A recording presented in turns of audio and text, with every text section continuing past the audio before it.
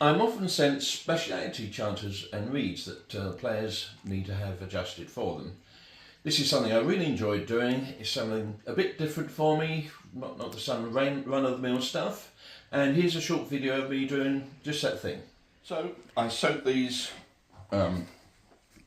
yesterday to open the mouth up. Obviously way too big now, so I'm going to try and just close them down gently with this staple here. I mean bridle, just above the staple. So I'm going to squeeze it down and gently close it a little bit at a time. You can feel it when it closes. There we go. That looks pretty good there. Like I said, this is a Ray Sloan chanter and reeds that he made. It's not sitting very well. I hate this stuff. Get rid of that. It's just like sewing thread or something. I like my wax thread.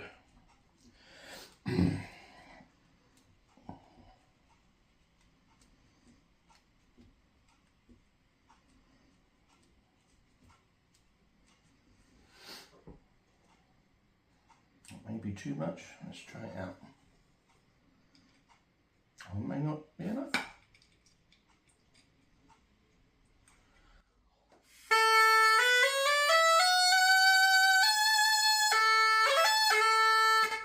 That's not even registering on here.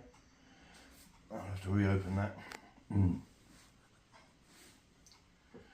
Quite sure what key this is supposed to be in. Guess we'll find out. Okay, so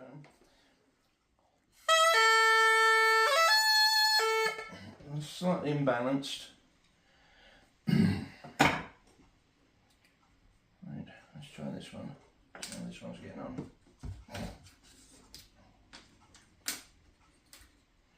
Again, well, it's way too big. This one's slightly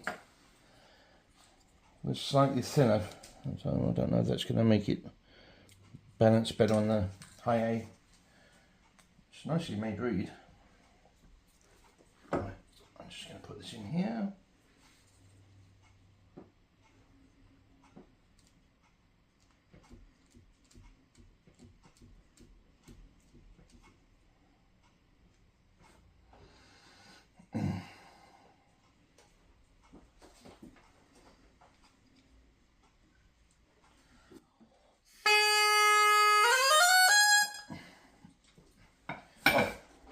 Got to close the mouth up. That helps. Let's do that again with this one. Gently, gently. It's closed down quite a bit there, but we'll give it a shot. That's the nice thing about having bridles on there, that you can open the mouths and close them very easily. That doesn't sound right, does it? So that one may need a little bit of work. So this one I'm going to try and let's see. Yes, right. So the blades are really quite thick on this, and the mouth, I mean, it's slightly imbalanced on both sides. And I'm going to open it up and open the mouth, sand these and open the mouth up a little bit because it's quite rough there. The thought is, for me, is that I'm going to get much more vibrancy out of the reed by doing this. A bit more on this side, make sure they're balanced. A bit more. The thing about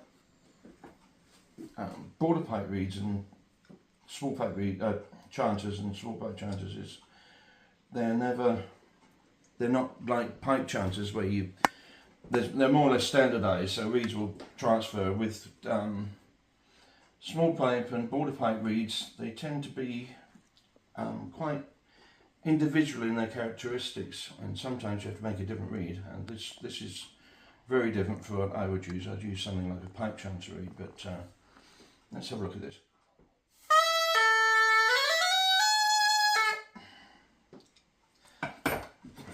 slightly flatten the high end. Just going to open the mouth up a fraction. Very, very easy.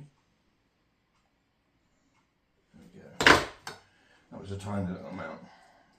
My thought is you can sink it further and bring the high A in tune. We'll see. That's better. I'm just going to sink it a wee bit more.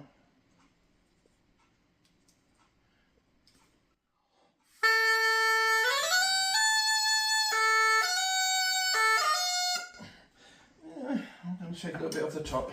It's kind of do or die stuff, this. It's not a reed I'm familiar with, but it should work on the same principles as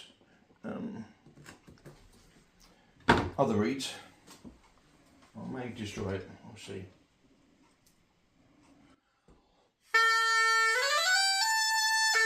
Oh, there, well, we've got it.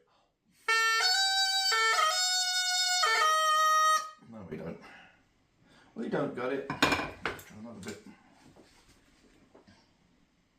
Balance though.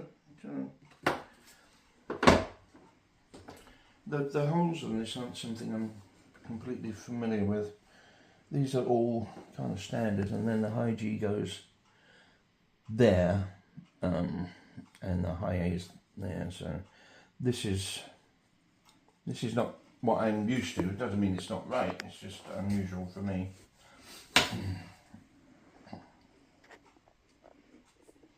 Bit more hemp.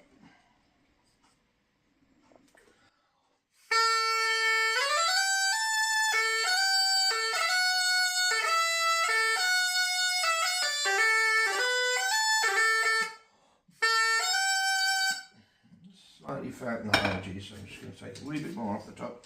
It's getting there, slowly but slowly. Right, let's see where we are now. Now I'm making the reed shorter, which is making it higher pitched. So I'm having to set the reed slightly higher in the reed seat every time I do this to get the balance.